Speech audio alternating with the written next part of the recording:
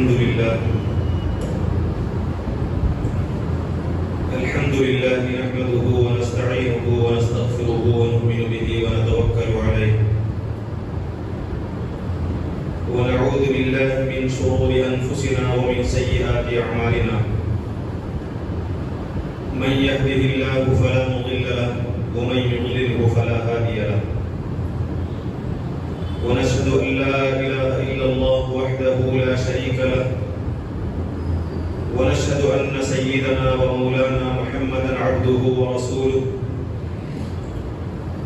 أرسله بالحق بشيرا ونذيرا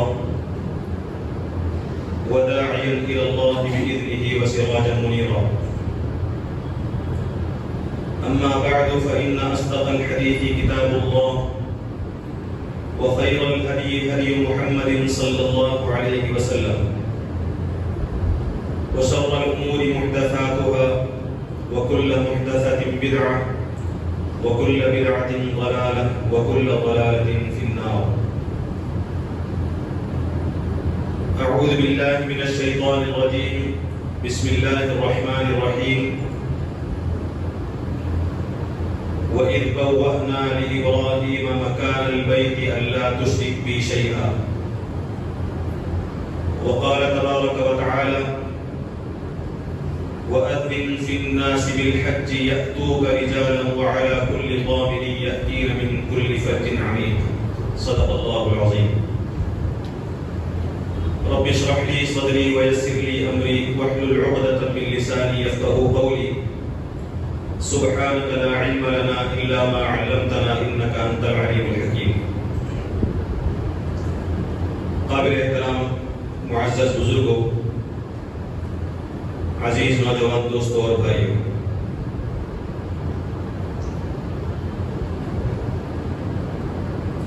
ذی قعدہ کا مہینہ ختم ہونے کے قریب ہے اور ذی الحجہ کے ایام، ابتدائی ایام اور ذی الحجہ کے مخصوص ایام 8 سے لے کر 13 ذی الحجہ تک ایک مسلمان کی زندگی کے اہم ترین ایام ہیں۔ اس میں ہر سال حضرت ابراہیم علیہ السلام کی اس عظیم الشان زندگی کو جو توکل علی اللہ کی نشانیوں پر مشتمل ہے،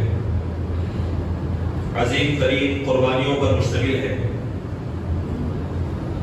اللہ تعالیٰ کی ذات اور اس کے احکام سے محبت پر مشتمل ہے، اس زندگی کو یاد کیا جاتا ہے اور کوشش کی جاتی ہے کہ ان واقعات کے تذکرے سے، ان عظیم الشان ہستیوں کی زندگی کے تذکرے سے اپنے ایمان میں کچھ تازگی پیدا کرنے کی کوشش کی جائے۔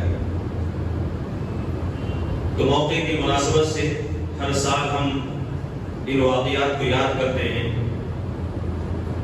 دہراتے ہیں، تاکہ ہمارے ایمان میں کچھ اضافہ ہو، ایمان میں تازگی پیدا ہو۔ حج کے ایام میں ہم جانتے ہیں کہ دنیا بھر سے، کونے کونے سے اللہ تبارک و تعالیٰ کے مخصوص بندے، اللہ تعالیٰ کے منتخب بندے جو واقعتاً خوش نصیب ہوتے ہیں، سعادت مند ہوتے ہیں، اللہ تعالیٰ کی طرف سے انہیں دعوت دی جاتی ہے اور وہ وہاں پہنچتے ہیں اور اللہ تعالیٰ کے گھر کا طواف کرتے ہیں، زیارت کرتے ہیں، حج کرتے ہیں۔ ہم یہ جانتے ہیں کہ کعبۃ اللہ کی تعمیر کیوں ہوئی ہے اور کب ہوئی، تفصیل میں گئے بغیر حج کی فضیلت پر، حج کے مقصد پر کچھ باتیں انشاءاللہ میں اس موقع پر یاد دہانی کے طور پر رکھنے کی میں کوشش کروں گا۔ حضرت ابراہیم علیہ السلام کے بارے میں ہم جانتے ہیں کہ اپنی قوم کے لوگوں سے بیزار ہو کر شرک اور بت پرستی کے نتیجے میں، ستارہ پرستی کے نتیجے میں اپنی قوم سے برات کا انہوں نے اظہار کیا۔ اسی بنیاد پر وقت کے باطل قوت سے انہوں نے ٹکر لی اور اسے شکست دے کر اس سے بھی برات کا اظہار کیا۔ اللہ کی محبت کی خاطر، ایک خدائے واحد کی اطاعت اور فرما برداری کی خاطر اپنے وطن کو انہوں نے خیرباد کہا، ہجرت کی، اور جو چیزیں بھی اللہ کی راہ میں حائل ہو سکتی تھی، اللہ کی محبت کی راہ میں رکاوٹ بن سکتی تھی، ان تمام چیزوں کو ترک کیا اور اللہ کے حکم سے اس مقام پر پہنچے جہاں پر اس وقت کعبۃ اللہ آباد ہے۔ تو تقریباً بہت ساری قربانیوں کو دینے کے بعد اب اللہ تبارک و تعالیٰ نے حضرت ابراہیم علیہ السلام کو کعبۃ اللہ کی تعمیر کا حکم دیا اور فرمایا کہ وَإِذْ بَوَّأْنَا لِإِبْرَاهِيمَ مَكَانَ الْبَيْتِ، ہم نے ابراہیم علیہ السلام کو بیت اللہ کا ٹھکانہ بتایا اور حکم یہ دیا کہ یہاں پر میرے گھر کی تعمیر کرو۔ چنانچہ انہوں نے اور اسماعیل علیہ السلام نے کعبۃ اللہ کی تعمیر کی۔ وَإِذْ يَرْفَعُ إِبْرَاهِيمُ الْقَوَاعِدَ مِنَ الْبَيْتِ وَإِسْمَاعِيلُ، حضرت ابراہیم اور حضرت اسماعیل علیہ السلام انہوں نے بیت اللہ کی عمارت کو اونچا کیا، اس کی دیواروں کو اونچا کیا۔ کعبۃ اللہ کی تعمیر کا حکم کیوں دیا گیا تھا؟ اس لیے کہ اس سے پہلے کی پوری زندگی یہ بتا رہی تھی کہ حضرت ابراہیم علیہ السلام کے لیے اور امت ابراہیم کے لیے، اللہ پر ایمان رکھنے والے مومن بندوں کے لیے کوئی ایسا مقام نہیں تھا جہاں خدائے واحد کی عبادت کی جا سکے۔ تو خدائے واحد کی عبادت کے لیے اللہ تبارک و تعالیٰ نے بیت اللہ کو تعمیر فرمایا، کعبۃ اللہ کی تعمیر کا حکم دیا۔ وَإِذْ بَوَّأْنَا لِإِبْرَاهِيمَ مَكَانَ الْبَيْتِ، ہم نے ابراہیم علیہ السلام کو بیت اللہ کا ٹھکانہ بتایا۔ کیوں؟ اللہ تشرک بی شیئا، کہ تم میرے ساتھ کسی کو شریک نہ کرو۔ اس سے پہلے قوم نے، حضرت ابراہیم علیہ السلام نے قوم کو دیکھا تھا، اپنے باپ کو دیکھا تھا، لوگوں کو دیکھا تھا کہ بتوں کی عبادت کی جا رہی ہے، بتوں کی پرستش کی جا رہی ہے، ستاروں کی پرستش کی جا رہی ہے۔ تو خدائے واحد کی پرستش کے لیے اللہ تبارک و تعالیٰ نے کعبۃ اللہ کی تعمیر کا حکم دیا۔ اب کعبۃ اللہ کی تعمیر مکمل ہوگی، اب اللہ تعالیٰ کی طرف سے حکم ہوا کہ اذن فی الناس بالحج، اے ابراہیم لوگوں کے درمیان حج کا اعلان کر دو، لوگوں کو حج کے لیے دعوت دو۔ یأتوک رجالا وعلی کل ضامر یأتین من کل فج عمیق، تاکہ تمہاری دعوت پر لبیک کہتے ہوئے دور دراز مقامات سے لوگ پیدل بھی سفر کر کے آئیں اور اونٹوں پر سفر کر کے آئیں اور کعبۃ اللہ کا حج کریں۔ تو یہ پوری تاریخ جب تک ہمارے ذہنوں میں نہیں رہے گی، کعبۃ اللہ کی اہمیت ہمیں نہیں معلوم ہو سکتی، بیت اللہ کا، اس کے حج کا، اور مخصوص دنوں میں 5 دن کے لیے 40 دن کا 10 دن کا سفر کرنے کا کوئی مقصد ہمیں واضح نہیں ہو سکتا، مقصد حاصل نہیں ہو سکتا جب تک کہ کعبۃ اللہ کی تعمیر کا بیک گراؤنڈ ہمارے علم میں نہ ہو۔ تو اس بیک گراؤنڈ کو، اس پس منظر کو ذہن میں رکھنا ضروری ہے۔ بہرحال ہر سال ہم یہ سنتے ہیں، اس موقع پر اس کی تفصیل میں غیر ہو گئے، میں کچھ باتیں حج بیت اللہ کی اہمیت کے سلسلے میں آپ کی خدمت میں رکھنا چاہوں گا۔ اللہ تبارک و تعالیٰ نے اہل ایمان پر، ان اہل ایمان پر جو کعبۃ اللہ کا حج کر سکتے ہیں، وہ کعبۃ اللہ تک پہنچ سکتے ہیں، بیت اللہ کے حج کو فرض قرار دیا۔ نبی کریم صلی اللہ علیہ وسلم کی احادیث بیت اللہ کے حج کی اہمیت کو واضح کرتی ہیں۔ نبی کریم صلی اللہ علیہ وسلم سے پوچھا گیا کہ ای العمل افضل، کہ بہترین عمل کون سا ہے، کون سا عمل سب سے افضل ہے؟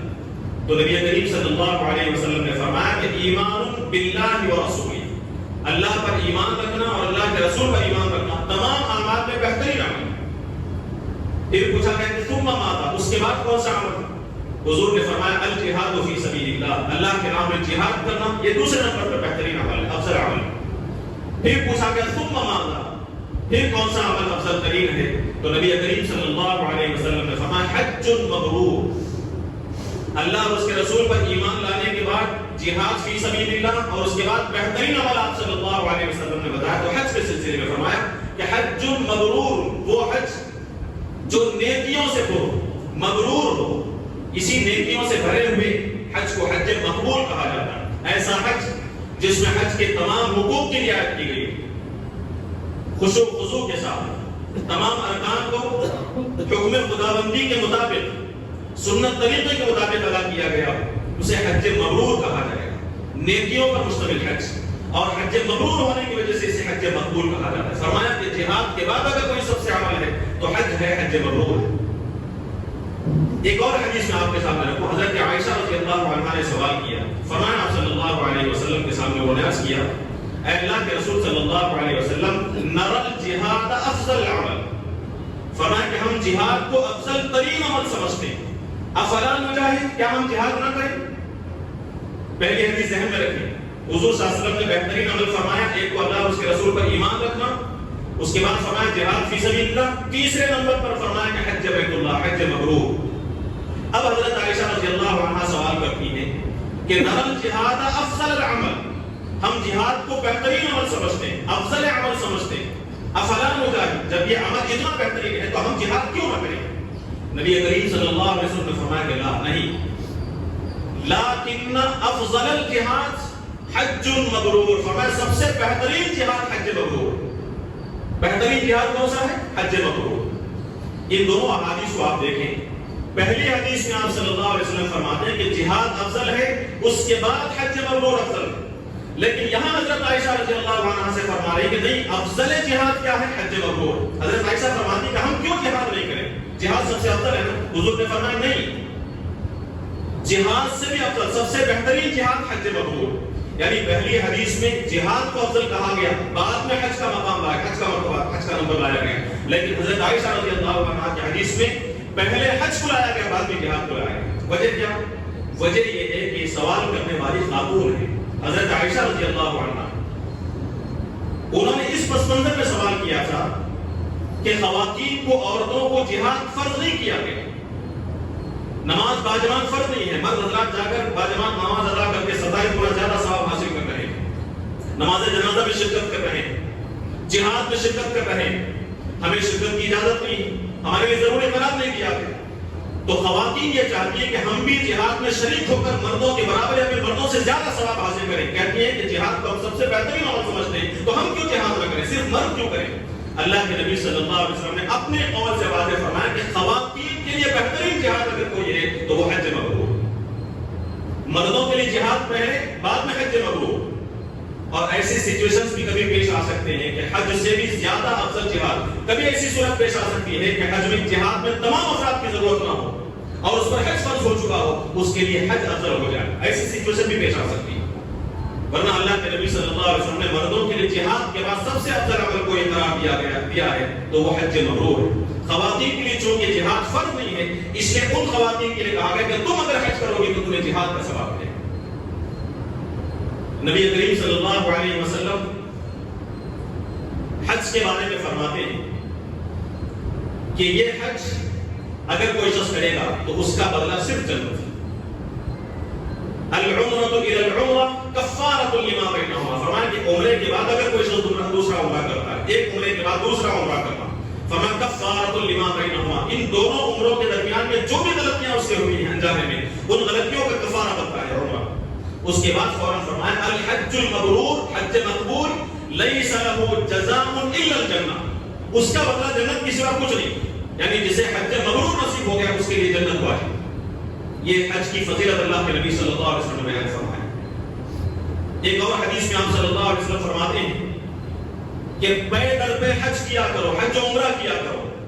تابعوا بین الحج والعمرہ، حج اور عمرہ پے در پہ کیا کرو، ایک کے بعد ایک. حج کیا عمرہ کرو، عمرہ کیا حج کرو، عمرہ کیا عمرہ کرو، حج کیا حج کرو. اللہ کے نبی صلی اللہ علیہ وسلم کی حدیث ہے، مستند صحیح حدیث ہے، کوئی ضعیف نہیں ہے، بلا غیر ضروری تعمیل کرنے کی ضرورت ہے. اللہ کے نبی صلی اللہ علیہ وسلم فرماتے ہیں کہ پے در پہ حج اور عمرے کیا کرو.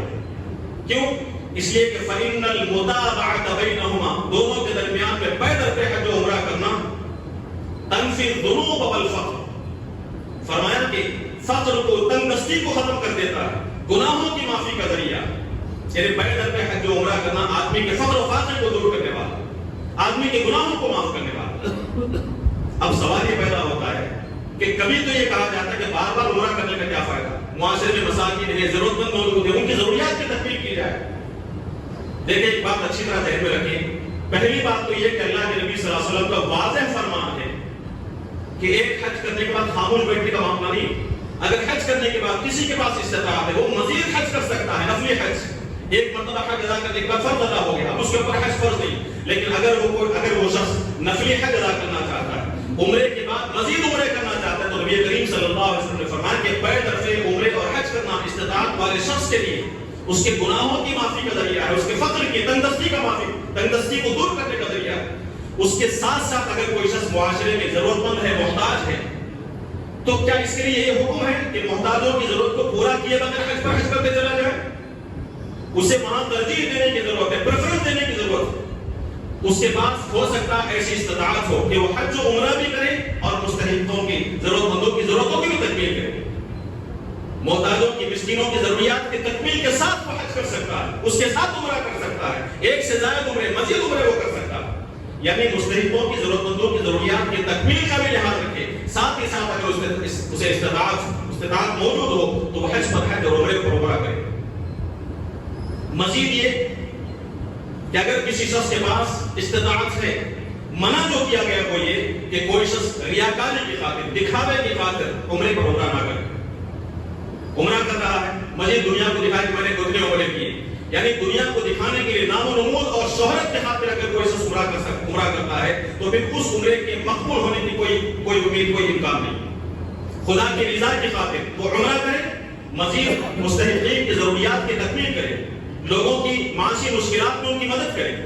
اور کبھی ایسا ہوا کہ کوئی شخص یا تو کسی مستحق کی ضرورت کو پورا کر سکتا ہو یا پھر اس کے بدلے میں حج یا عمرہ کر سکتا ہو، ایسے موقع پر اگر اس شخص نے اپنے اس مستحق کو، ضرورت مند کو ترجیح دیتے ہوئے عمرے کو اگر اس نے نظر انداز کیا تو اس بات کا امکان ہے، غالب گمان ہے کہ اللہ تبارک و تعالیٰ حقوق اللہ ہونے کی وجہ سے صرف بندوں کی ضروریات کو پیش نظر رکھ کر اس نے اپنے عمرے کو تاخیر کیا، مؤخر کیا، یا پھر عمرہ اس نے نظر انداز کیا اور بندوں کی ضرورت کو پورا کیا، تو اللہ کی ذات سے امید ہے کہ اللہ تبارک و تعالیٰ اسے اس بندے کے حق کی تکمیل کے نتیجے میں عمرے سے بھی زیادہ ثواب عطا کرتا ہے۔ بہرحال یہ ذہن میں رکھیں کہ اللہ کی رضا کی خاطر، اپنے گناہوں کی مغفرت کی خاطر، غفران ذنوب کی خاطر اگر کوئی شخص حج پر حج کرتا ہے، عمرے پر عمرہ کرتا ہے تو نبی کریم صلی اللہ علیہ وسلم نے اس کی ترغیب کی ہے، اسے منع نہیں کیا۔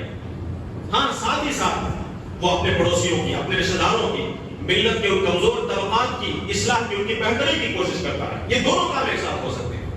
بہرحال حج کرنا، عمرے کرنا، نبی کریم صلی اللہ علیہ وسلم نے فرمایا کہ گناہوں کی معافی کا ذریعہ اور فقر و تندرستی کی دوری کا ذریعہ۔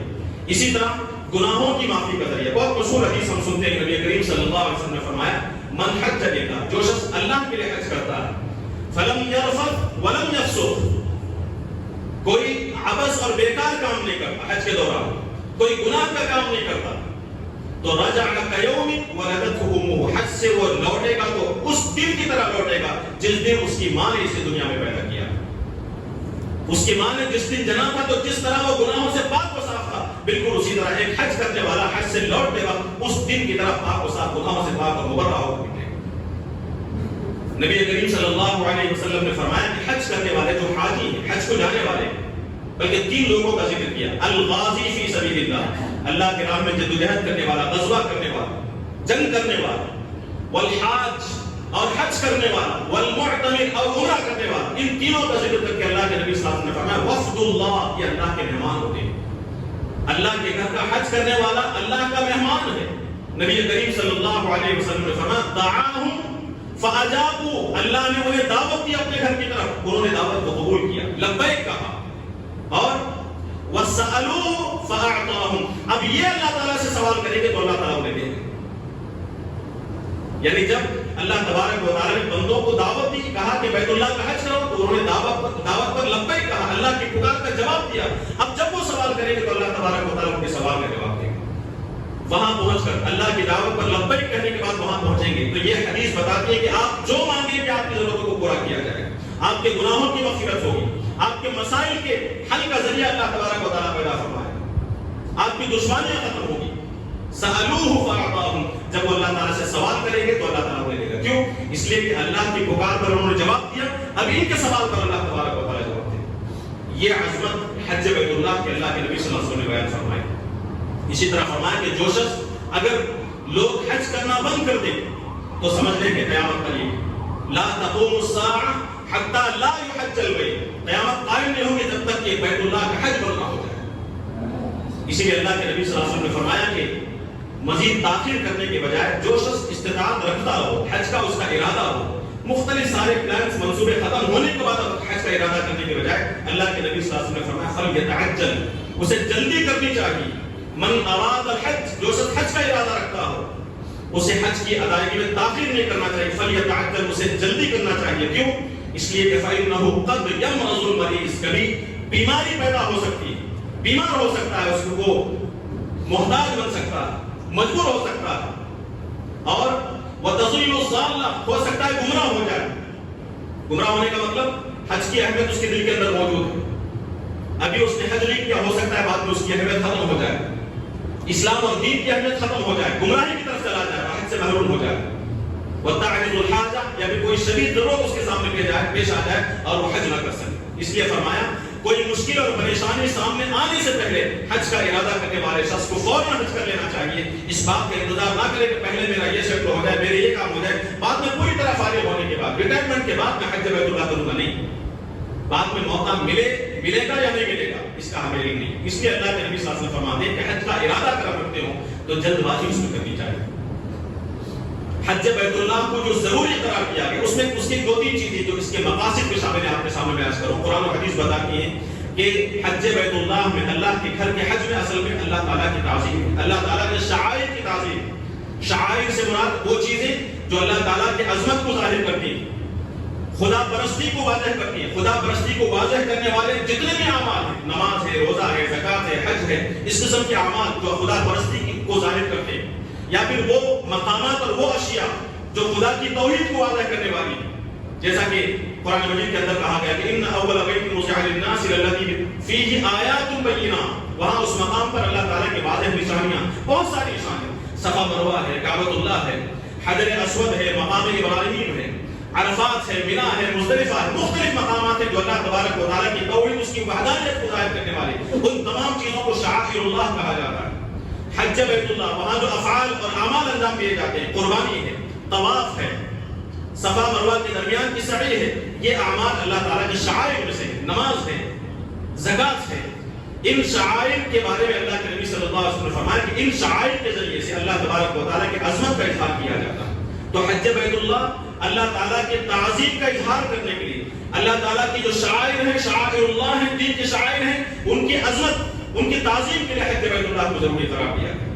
اور یہ تعظیم، جو شخص یہ تعظیم کرتا ہے، قرآن مجید کہتا ہے کہ یہ اصل میں اس بات کا وہ اظہار کر رہا ہوتا ہے کہ اس کے دل میں اللہ تعالیٰ کا خوف ہے، اللہ کا تقویٰ موجود ہے۔ وَمَن يُعَظِّمْ شَعَائِرَ اللَّهِ، جو اللہ تعالیٰ کے شعائر کی تعظیم کرے گا، فَإِنَّهَا مِن تَقْوَى الْقُلُوبِ، وہ اس کے قلوب کے تقویٰ میں سے ہے۔ یعنی اگر ہمارے دلوں کے اندر تقویٰ ہے تو ہم چاہیں گے کہ اللہ تعالیٰ کی شعائر کی تعظیم کریں۔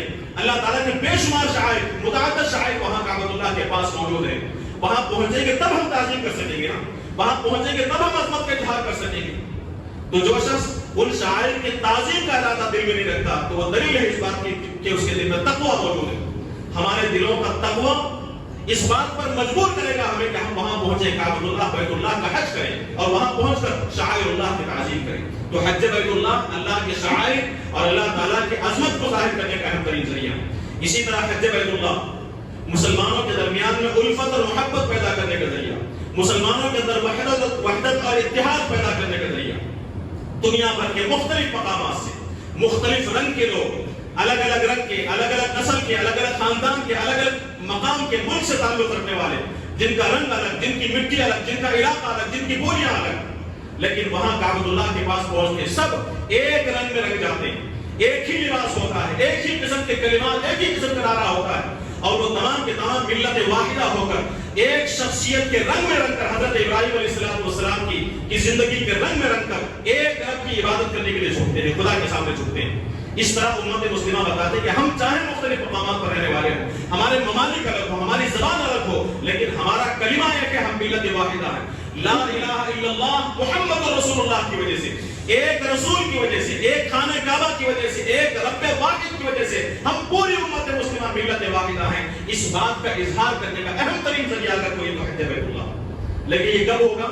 جب وہاں جا کر مختلف ممالک کے لوگوں سے ہم ملیں گے، گفتگو کریں گے، ہم دونوں کے درمیان میں جو مشترک چیزیں ہیں ان کا اظہار کیا جائے گا، اس عہد کی تجدید کی جائے گی۔ ورنہ ہم حج بیت اللہ کریں، اپنے دوستوں کے ساتھ، اپنے گروپ کے ساتھ رہیں، اپنے گروپ کے ساتھ سیر و تفریح کر لیں، کچھ چیزیں خریدیں واپس آ جائیں، کوئی اتحاد پیدا نہیں ہو سکتا۔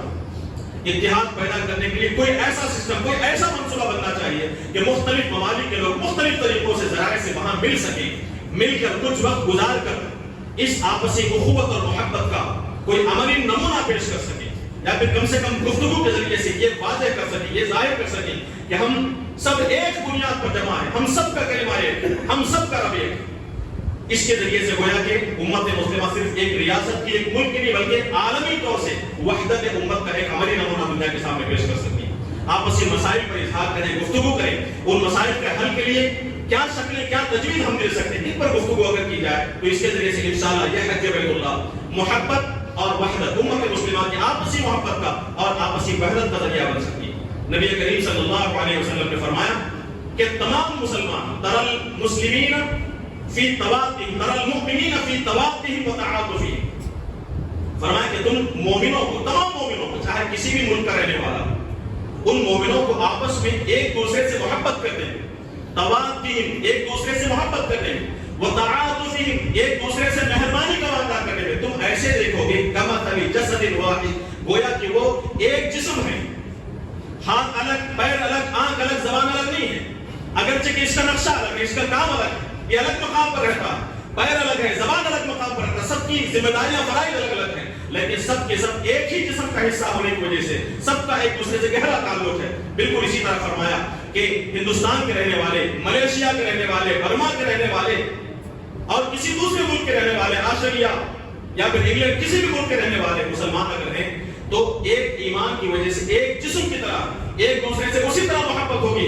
جس طرح جسم کے اعضاء کو ایک دوسرے سے محبت ہوگی، ایک دوسرے سے اسی طرح رحم دلی کا معاملہ ہمیں کرنا چاہیے جس طرح ہم ایک دوسرے پارٹس کے ساتھ کر سکتے ہیں۔ فرمایا کہ جب اس جسم کو کوئی تکلیف پہنچتی، اذا اشتکا عضو، ہمارے جسم کی کسی ایک عضو کو تکلیف پہنچتی ہے، ہاتھ کو تکلیف پہنچتی ہے تو صرف ہاتھ کو تڑپ نہیں ہوتی، پورا جسم بے چین ہو جاتا ہے، ہمیں ہماری آنکھوں کو نیند نہیں آتی، ہمارے دماغ کا سکون ختم ہو جاتا ہے، دل تڑپنے لگتا ہے، حالانکہ تکلیف ہاتھ کو ہوئی، تو اس تکلیف کی وجہ سے پورا جسم بخار میں تپنے لگتا ہے اور پورا جسم پوری رات جاگنے لگتا ہے۔ بالکل اسی طرح مسلمانوں کے آپسی تعلقات ہونے چاہیے کہ دنیا کے کسی بھی کونے کا مسلمان دنیا کے دوسرے کونے سے رہنے والے مسلمان کے ساتھ اس کا تعلق ایسا ہو کہ ایک کو تکلیف ہوتی ہے تو دوسرا طرف پوچھو۔ تو حج بیت اللہ کے اندر، حج بیت اللہ کے ذریعے سے وہ کیفیت پیدا کرنے کی کوشش جس حد تک ہم کر سکتے ہیں وہ کرنے کی ہم کوشش کریں۔ مختلف ممالک کے لوگ ملتے ہیں ہوٹل میں یا پھر باہر نمازوں کے اوقات میں، باہر بیٹھے میں گفتگو کی جائے، کوشش کی جائے، جس زبان میں ہم ایک دوسرے سے اپنی معافی زمین کو ادا کر سکتے ہیں کوشش کی جائے، تو اس کے ذریعے سے اتحاد، اتفاق کا جذبہ، عالمی اتحاد کا جذبہ ہمارے اندر پیدا ہو سکتا ہے۔ آخری بات جو مجھے آپ کے سامنے عرض کرنی ہے، یہ جو حج کی اتنی فضیلتیں اللہ کے نبی صلی اللہ علیہ وسلم نے بیان فرمائی، اس حج کو، اس حج بیت اللہ کو اللہ تبارک و تعالیٰ نے مسلمانوں پر، صاحب استطاعت مسلمانوں پر فرض قرار دیا۔ یہ نفل نہیں ہے، چاہے تو ہم کر لیں، سارے کام ختم ہو جائیں زندگی کے، اس کے بعد آخر میں ہم کریں، نہیں۔ ہم یہ اچھی طرح جانتے ہیں کہ جب ہم چھوٹے تھے، مکتب میں ہم جاتے ہیں، ہمارے بچے ہیں، انہیں جو اسلام کی 5 بنیادی چیزیں جو سکھائی جاتی ہیں اس میں سے حج بیت اللہ، بنی الاسلام علی 5، اسلام کی بنیاد 5 چیزوں پر ہے، اسلام 5 پلر پر کھڑا ہوا ہے، ان میں سے ایک نماز، زکات، روزہ اور حج بیت اللہ۔ 5واں پلر ہے اسلام کا، 5واں ستون ہے اسلام کا، حج بیت اللہ۔ نماز جس طرح دین اسلام کا ستون ہے، یہ ستون گرا دیا جائے تو پوری عمارت گر جاتی ہے، بالکل اس طرح زکات اور روزہ اور حج بیت اللہ بھی دین اسلام کا ستون ہے، یہ ستون اگر گرا دیا جائے تو اسلام کی عمارت گر جائے۔ آپ اندازہ لگائیں، حج بیت اللہ کوئی معمول عمل نہیں، ہماری ایمان کی عمارت برقرار رہ سکے گی، ہمارے دین کا ستون برقرار رکھ سکے گا، ستون ہمارے دین کی عمارت اسی ستون پر ٹھہری ہوئی، یہ ستون اگر ہٹا دیا جائے، حج بیت اللہ کو ہٹا دیا جائے یا پھر اس ستون کو کمزور کر دیا جائے تو پوری عمارت دین اسلام کی عمارت کمزور ہو جائے۔ اس لیے اللہ تبارک و تعالیٰ نے قرآن مجید کے اندر فرمایا کہ وَلِلَّهِ عَلَى النَّاسِ حِجُّ الْبَيْتِ، اللہ تعالیٰ کا حق ہے لوگوں پر اللہ کا حق ہے، کیا ہے کہ حج البیت، کہ وہ بیت اللہ کا حج کریں، اللہ کے گھر کا حج کرنا اللہ تعالیٰ کا حق ہے ہم پر، تمام مسلمانوں پر۔ کون؟